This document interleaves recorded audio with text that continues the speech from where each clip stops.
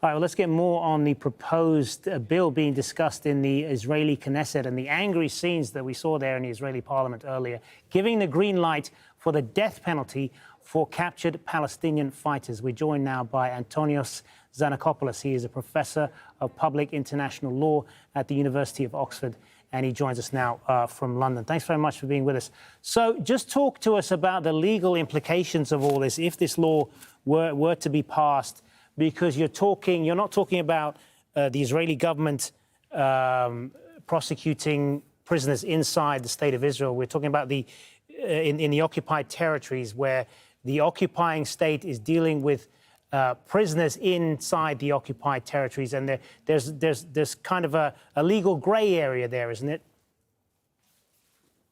Yeah, so it can become quite complicated. So perhaps if we can try to explain this. First of all, there is a question to what extent the Gaza Strip, at the very least, is still occupied. Israel will not accept that it is being occupied at the moment, because they say there is basically no boots on the sort of running things there, and it hasn't been occupied at least since 2005 and the unilateral disengagement. The second thing is that if it is occupied, then in principle, the occupying power is not allowed to change the local law, and so it could not change the law in order to provide for a new crime, for example, and a new penalty for a particular crime. But there are exceptions to this. So there are exceptions if this is done where there is a threat to the security of the occupying power, or in order to maintain public order. But I think the more problematic issue here is that my understanding is that Israel is not suggesting that it change the law in the occupied territories, but rather that Israel is changing its own law based on a principle called the passive personality principle. And that's where one state asserts the power to try nationals of another state for acts that hurt the nationals of the first state. So effectively, Israel is saying, I assert jurisdiction over any terrorist who is killing Israeli nationals, wherever they may be in the world. And if I get my hand on them, then I can try them in Israel, if that makes sense. You mentioned the word terrorist there, and that's another loaded word, of course.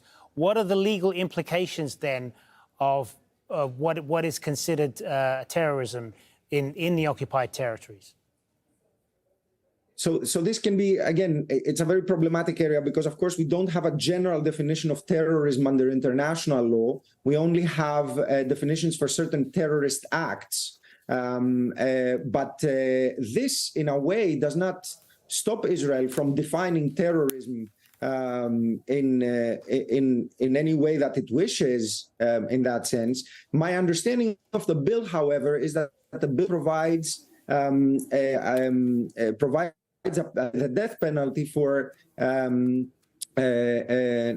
nationally motivated murder. So effectively, that's what they are. That's what they're imposing the death penalty for. And of course, there we have the other problem that in international law, the imposition of the death penalty is not prohibited. There are some states in the world that still apply the death penalty. It's something that cannot be applied in Europe, for example, because of the European Convention of Human Rights. But outside, the United States still imposes the death penalty. China does the same, and so on. As far as you know, are there any precedents for this, or any comparisons that you can make with this elsewhere in the world?